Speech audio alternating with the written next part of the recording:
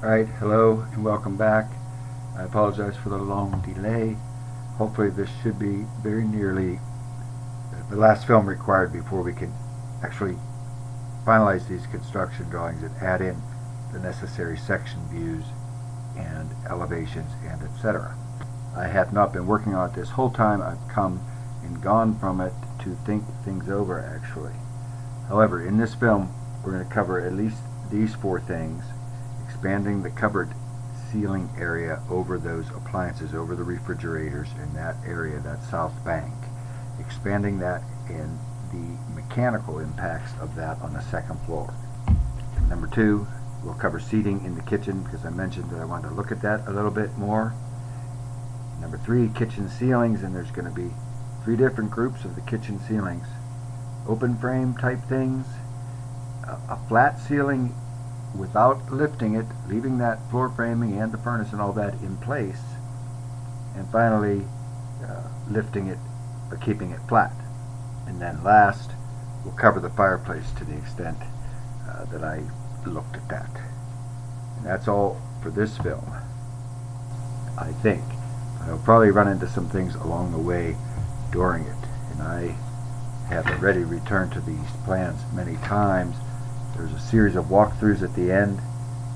They go A through, I don't know, J or something like this. And I made those starting from the back end, starting from L. So when I started putting together the earlier ones, A, B, C, D, E, I went back and made some further adjustments based on things that I had discovered during the first run through, arriving at Plan L. So that's it. There's an awful lot of information to cover, and I'll try to keep it as clear and concise as I can. First though, a couple of things preparatory to that, and one of them was when we were talking on the phone about what to do with this ceiling, whether this happens, that happens, or the other happens. You were wondering, whether this house, your house at Medlar Road, is the house for this or the house for that or the other. And I had mentioned Tuscarora Woodworks earlier. This was a place in Kettering, and this was in its heyday, I guess, and she wanted this converted, and so we did, and we used all this Tuscarora woodwork or Tuscarora millwork wood to do that. The point is, your house is for whatever is going to work for you, whatever feels right to you in the end. But secondly, I wanted to mention, with regard to all this, everything that I'm going to show you with regard to the ceiling work and the beam work and this, etc. I wanted to try to endeavor to make this, whatever we ended up doing, I wanted to make that as authentic as possible, at least have the appearance of authenticity. And I actually am showing, ultimately I'll show you a truss like this, and I don't show this joinery work down here, but I did show this up here and overlap here, and all depends on how serious a person would want to get with something like that. But in addition to those sorts of, when I go to the flat ceiling alternatives, there I'm kind of thinking along these sorts of lines, this old Tudor thing where some of those timber, some of those heavy beams you'll see inside, particularly once we lift the ceiling on that flat ceiling alternatives, this is what that's kind of growing out of or grown out of in an attempt to maintain some authenticity. The last time we had this ceiling open all the way over the entire kitchen back to here, and up here we had the mechanical confined to that space. I don't even know if that was practical, but at that moment we had it confined to that space there, and our idea was to extend this lowered ceiling over this oddball truss arrangement here. So this becomes a lowered ceiling here, and then this is up here, if this is indeed even lifted. So this was where we were when we had it before. These two 9.5-inch LVLs were required to go across here. And so when we first do that, presumably we end up with, this is really just chase space here, and the mechanical piece would go in there, that air handler. But I don't think that's practical in the first place. And I expanded that a little bit, and right now that air handler is up here, So we're going to bring it all the way down and into there, presumably, with this arrangement. And I don't think that's enough space really to do the turns that we need to do. And so I went to this by 1027D or 127D. I had gone to this arrangement and given over all of this space to the air handler and its ducting running this way. And with the air handler there, I mean, you can go up. This is that air handler. It has ducts coming off the top and the bottom. And I don't know which or anything about how that's arranged, but they're coming off the top and the bottom on the sides, and they can do that here, but the ones that come off of this side can only travel east as they are now, and any that come off of this side or the front and back side of this can go up and travel through this space up here. But I've returned to this, so assuming that that is possible, and I didn't so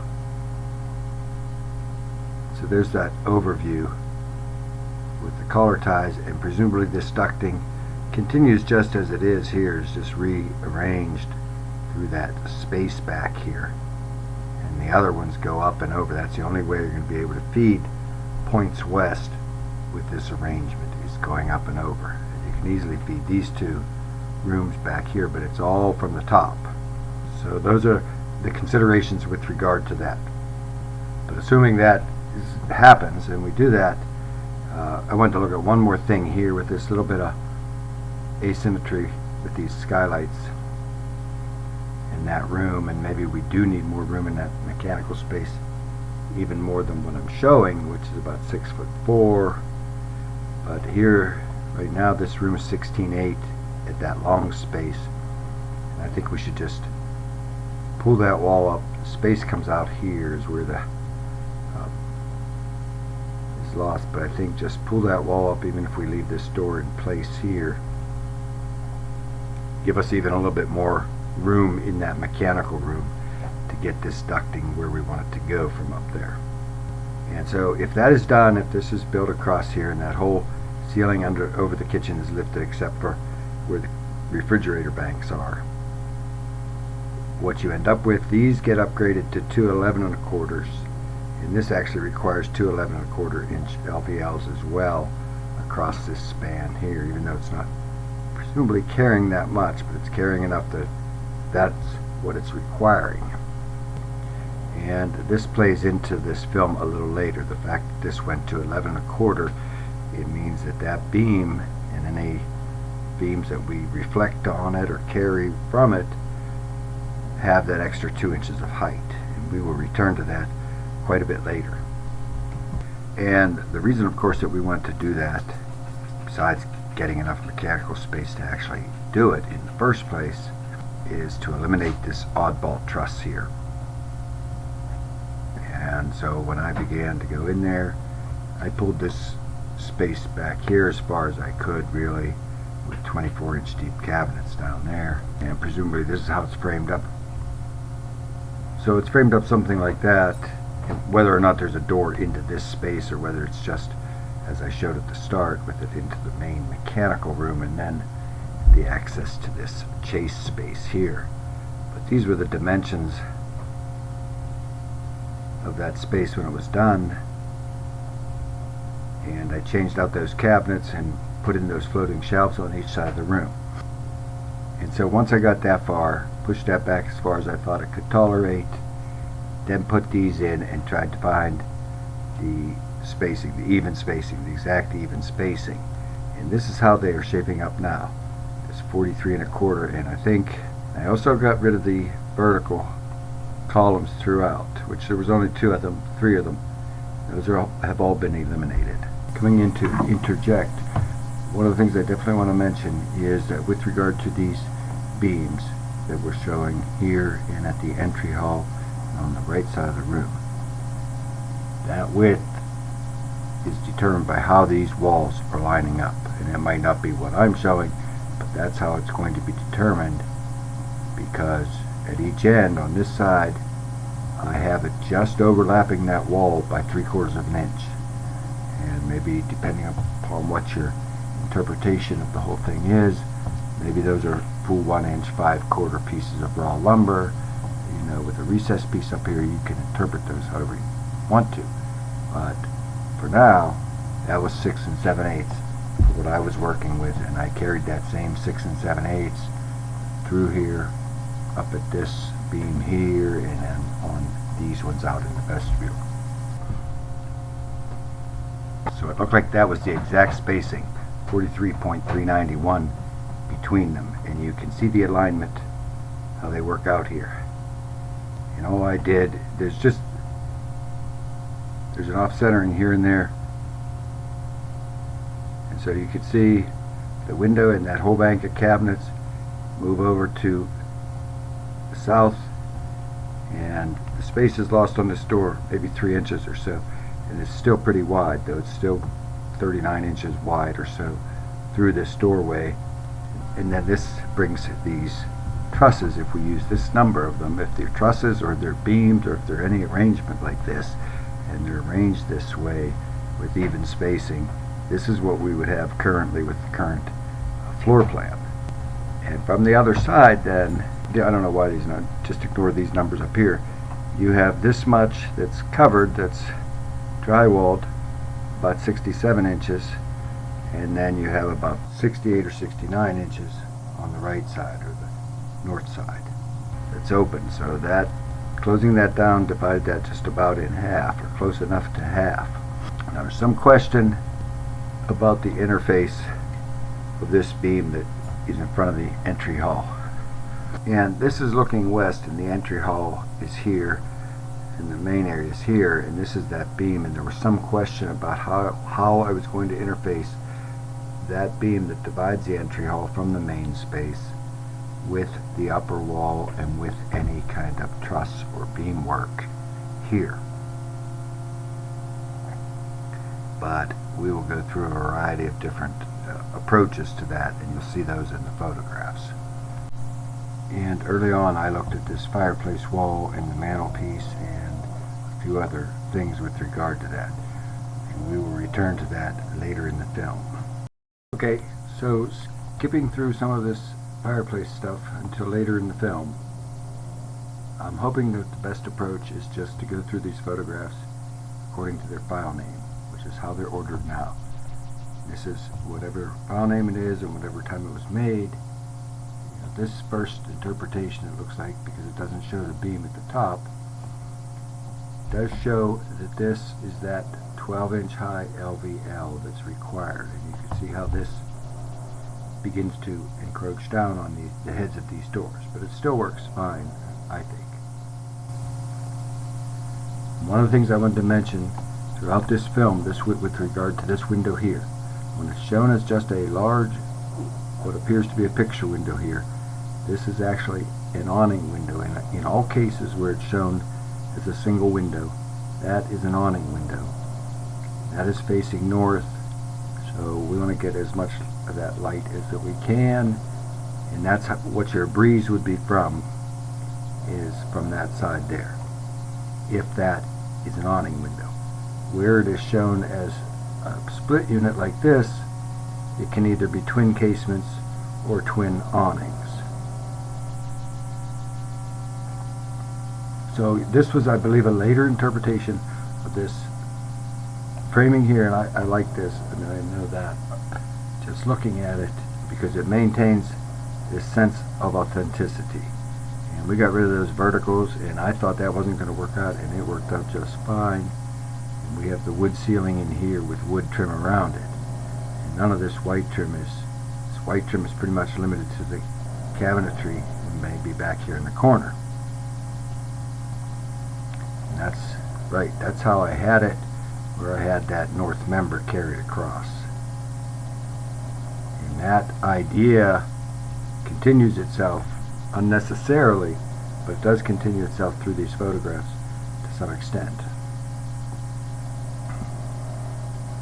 This adds these cross members up here, with or without this piece here. This adds these cross members, and I'm showing these pegged kind of connection here, just to give an idea of something that has to be done with regard to that. And when I had that going across, I thought, well, we can make that the supporting member, again along this idea of authenticity. We can make that part of the supporting member for this beam here, with this traveling through the wall. But we can't have that on the opposite side because it doesn't make sense, because there will be no carrying member. And then I did this, and left this still in place, and modeled this open frame scissor truss. And I don't know, at some point I probably show this without that piece across here in these scissor trusses, and perhaps in the walkthroughs. And these are these beams out here, and those are dropped down that same 11 1/4, but I moved them up to 5 1/2, and probably even higher than that later.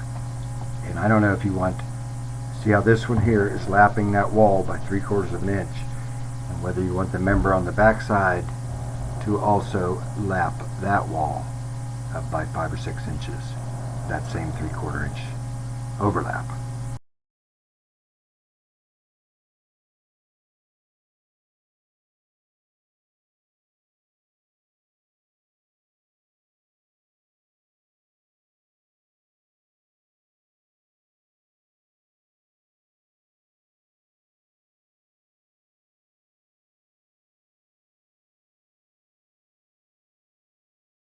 Returning to this stream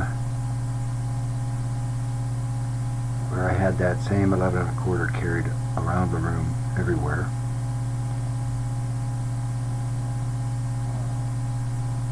And no matter, these are 3 1/2 inches high by 5 1/2 wide.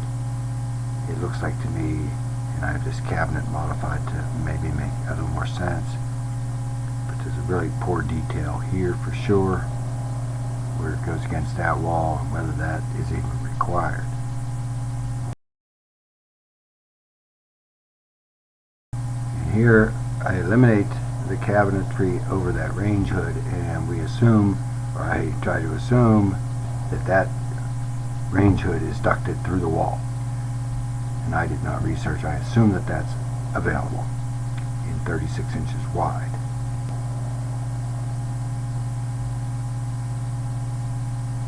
Now these beams become even larger, 5 1/2 inches high, and 5 1/2 inches wide perhaps. And actually, so that it's not too distracting, I'm going to cover this, so that the work that I did with this seating in this area here, before we go through the rest of this photographs leading up to the walkthroughs. So we had seating for 6 here, but this one was kind of intrusive here, a little bit in the way. And we had a lot of room on the left side, on the west side. And unless, even if a table were put here, we still have a lot of room on that left side. So I started looking at trying to get those end chairs out of the way. But we were losing one for sure in these interpretations. And I was just kind of horsing around with things. And I looked up details with regard to that footrail that's going to be a part of this design.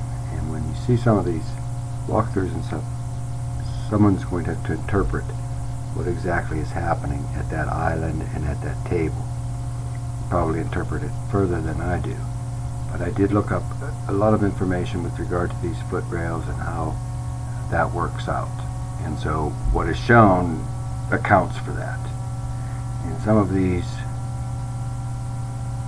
everything that I show has plenty of counter space, has more than 2 feet of counter edge space for each chair.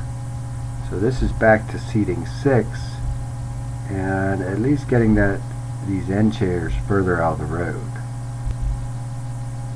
but getting yourself a little bit more space at that table.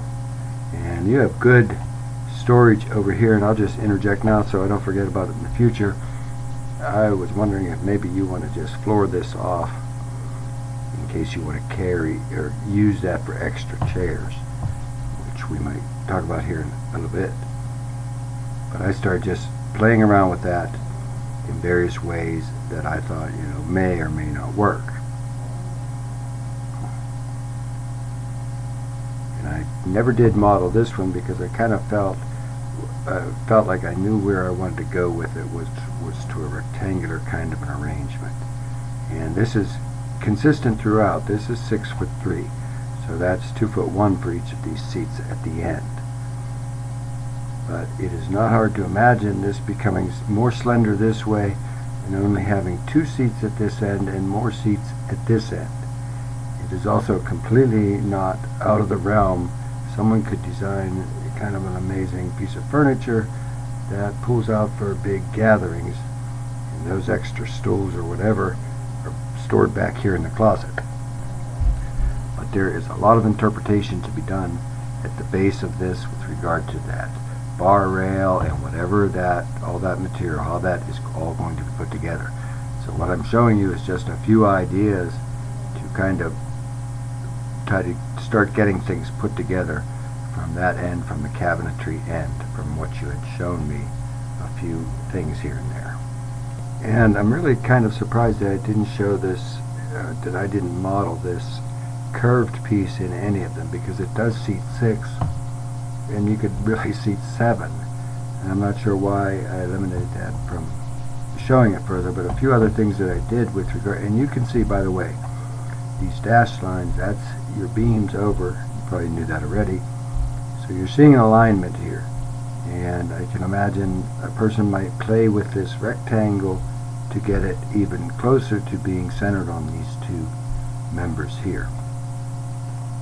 But as it is, what happened is once I finished that table, building that table or counter or whatever you want to call it here, then, and I shifted that door, I shifted this door up, and I actually shifted up enough that these have a perfect alignment on that now.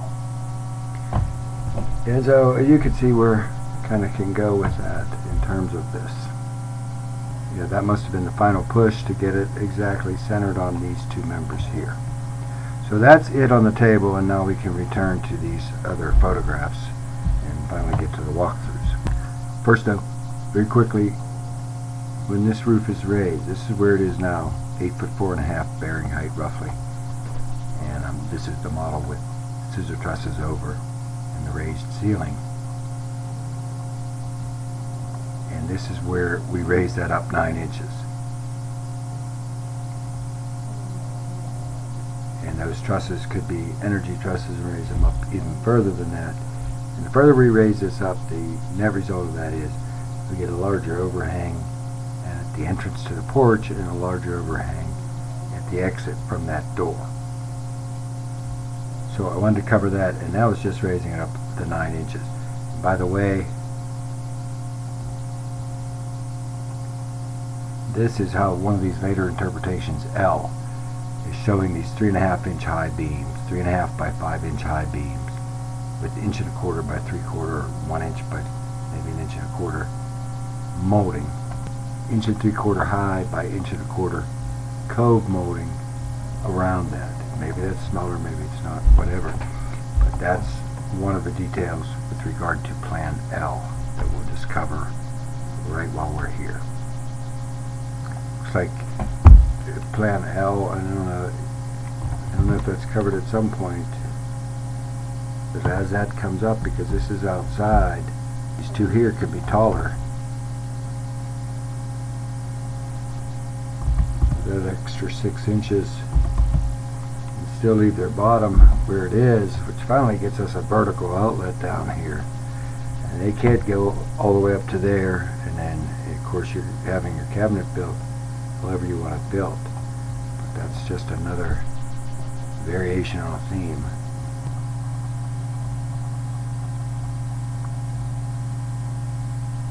But I don't want to spend too much time picking each of these photos apart.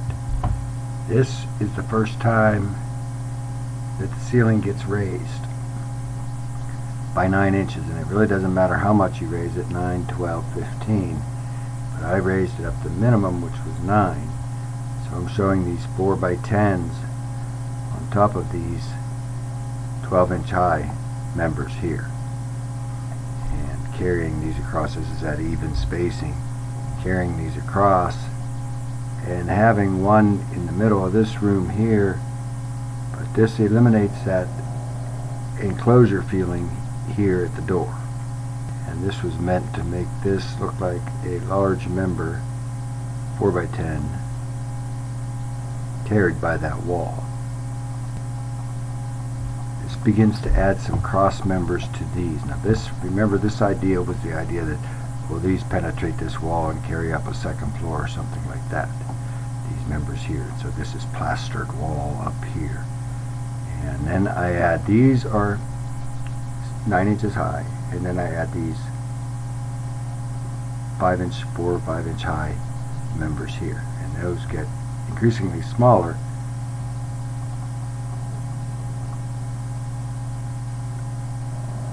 First I play a little bit with how those are and whether there should be ones at these margins.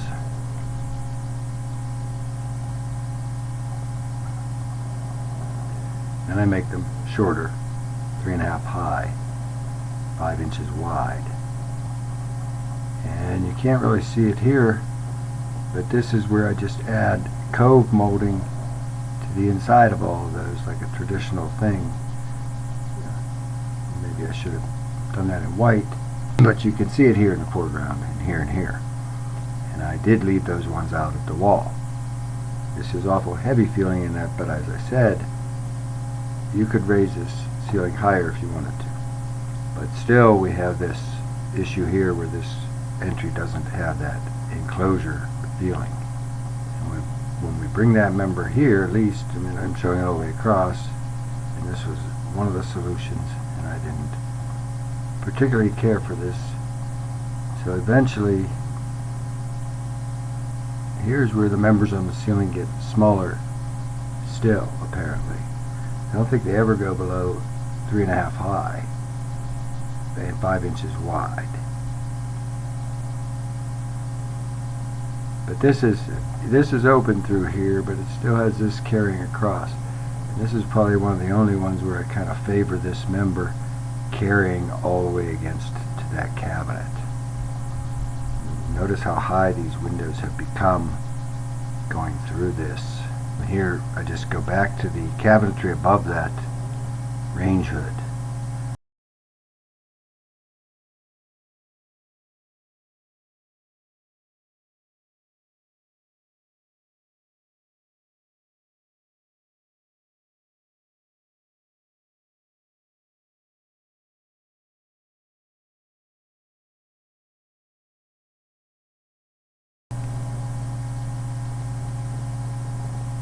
So add that cabinet in there.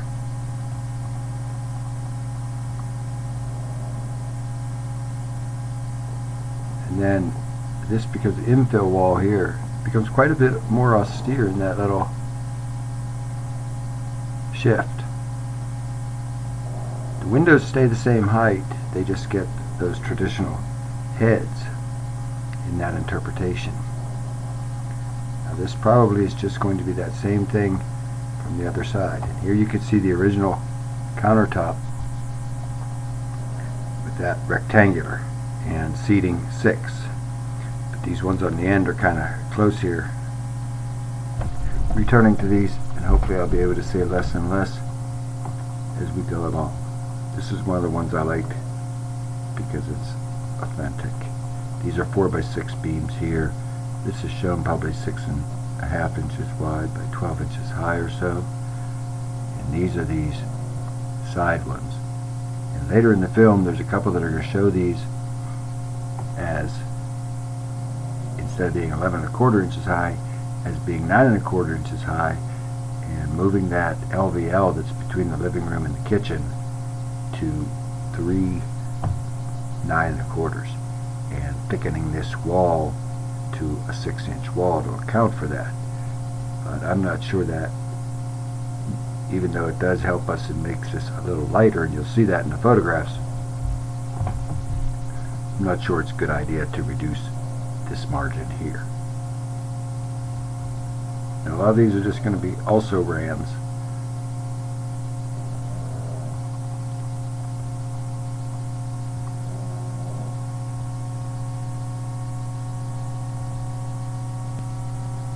And if I had done this again, I would stop this right here, and you'll see I do that with some other permutation. But if a person was going to put together these scissor truss arrangements, I would have this beam stopped right here.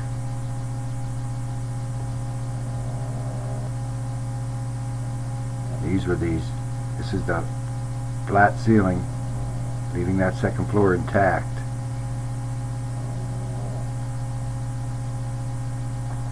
With 4x6 beams up to the ceiling and dying into the cabinets and walls, and that bad detail over there. So I got rid of that one at the end in any event. And here's, you're seeing some of this table work here in the foreground.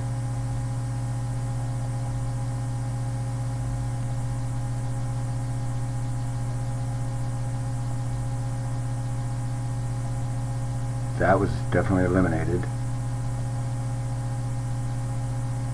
And this is where I believe this went to that 8 inches high. And when we do it here, taking this wall to the 6-inch framing and have 3 LVLs that are 9 inches high instead of 11 inches high back here, this makes this lighter without, we can get that same effect though by, instead of raising this ceiling 9 inches, or raising it 11 or 12 for example.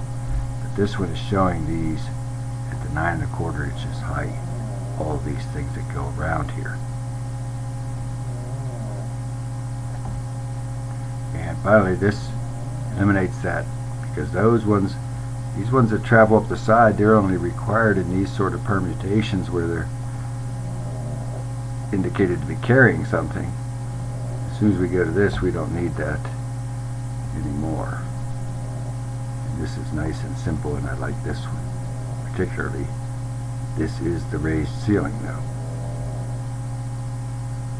And there it is. That was when it was 12 1/4 inches high, which is fine. And that moves it up to 9 1/4. Just makes it a little lighter.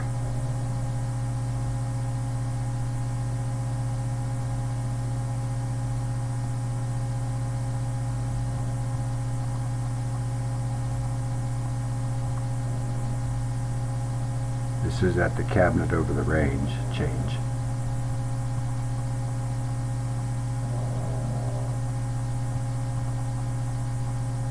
And I don't even think that's viable. I don't think somebody can put that together in that 18-inch high space.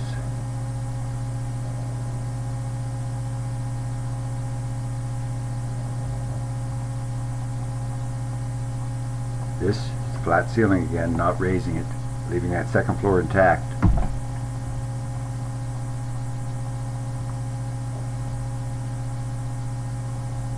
And the table changes at the island, and this is that angled one, and I wasn't particularly fond of that, so I didn't pursue it that much further.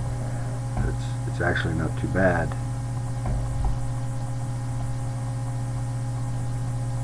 Oh, this was some weird, this was just kind of a misprint where the two countertops are overlaying one another.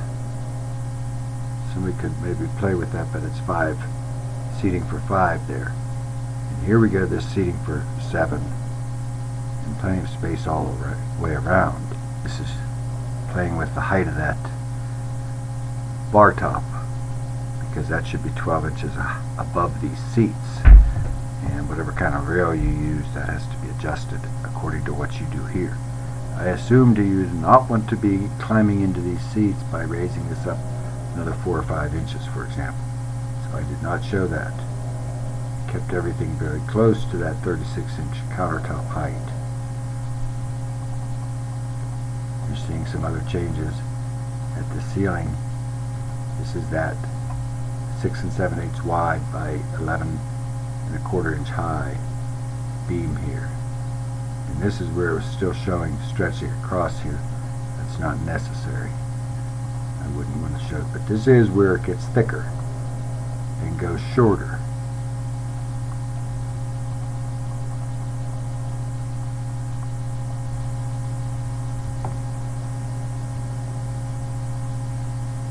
This last bit was because I was looking at this when I was doing the fireplace work, This last bit was whether or not, if you did an arrangement like this, whether you wanted this last piece here, because now it can go on the back side of that final truss and look like it's holding up this wall here. And I'm showing that as a 7 1/4 inch high member by 3.5 inches wide. Here's one other thing. On any of those ones where you put new flat trusses across, whether you leave it where it is or whether you raise it up, a reminder that those could be attic trusses, and you could put that equipment back in that attic truss space. It's up 9 inches at least, and this bottom member is probably going to be 6 or 8 inches high, but you can have attic space over those flat ceilinged alternatives. Returning to what should be the final part before the walkthroughs, I looked at this fireplace, and this is their diagram for combustible mantles, which is what you wanted to use, and this was their one. And they don't have one of these for non-combustible, but they show you can put a 12-inch deep non-combustible at 46 inches high. And I know you're going to use your own judgment with regard to this whole mantelpiece arrangement. So I put that 12-inch deep combustible mantle at 12 inches, at 46 inches high from the hearth, and then extrapolate that downward to how low I could make a combustible or non-combustible mantle or edge piece or whatever it took. But we had talked about maybe perhaps recessing this TV in order to give it some protection from the heat below here. And the problem with that, not really the problem, the issue with it, is that that framing is all the way up to here just to start with, and that's open there. There's nothing to recess to, and they have these boards they ship with it to infill that space. So we cannot move the TV back. That we can't move the wall that the TV is mounted on. We can't move that back. And so the alternative, I mean, we would have to move what I showed in any event. The alternative, I guess, you could maybe move this back, but what I showed is bringing those flanking walls out, and I just barrel mounted the whole 4 inches, 3.5 inches of additional framing. I brought those out in order to recess that TV, and this is where it was, and I brought the hearth out with it, and this is how it was finishing off at the top at that time, and I wasn't sure what exactly to do with that up there. And I showed a couple different arrangements. I'm not going to use them here, but this envisions, you know, the typical stone that you get with whatever you buy here. You get these pieces that go across headers like this, and then it occurred to me, well, don't you usually do that down here as well? And this all started looking pretty complicated. I had that hearth pretty deep, but it's still at least 22 or 23 inches deep as shown here. But you could see they finished this just like this, so we could do the same thing on ours like this. And then, you know, this is according to that diagram. You can bring this as low as you want if it's going to be wood like this. And you know, there's some precedent and justification for this stone supporting this timber framing up here. And you can't bring this in already just to do this. We had to take that TV down from about a 65-inch diagonal. About a 65-inch diagonal there, and it goes down to a 60-inch diagonal in these later photographs. But I favored those going to wood like that. Whatever you think this will tolerate coming downward, and you can't really make this any much higher than this, because then your TV gets smaller still. because I'd like to see that a little thicker, but as it is, it's only showing about 2.5 inches thick. So you have to use your own judgment with that, and somebody's got to put this all together. And this makes this sit deeper in here. But you're going to have that regardless of whether you move that back or whether you build these walls out. And this is the final kind of looks at this. I think it shows one variation with the interface of this beam here. And it's that. Because sometimes that's kind of a, well, I guess not. Either way, that'll work. Either way. And this final photograph is just that extra 4x8 beam shown underneath that supporting wall, or that end wall over the refrigerator bank. That's all that happens on that final photograph. And that should do it, and the walkthroughs will follow. The first two walkthroughs you'll see are irrelevant, and so I haven't even put a caption on those first two. But all the rest I'm trying to caption so that at least a person can return to them easily enough. So I think that's it, hopefully, and I'll look forward to speaking to you again soon. I'm ready to put the construction drawings together. 2 weeks perhaps would be the outside edge. So let me know. As I said, I didn't label either of these first two because they're irrelevant, particularly because of that detail there in the corner. But nevertheless, we'll run them, and I'll run them at an increased speed.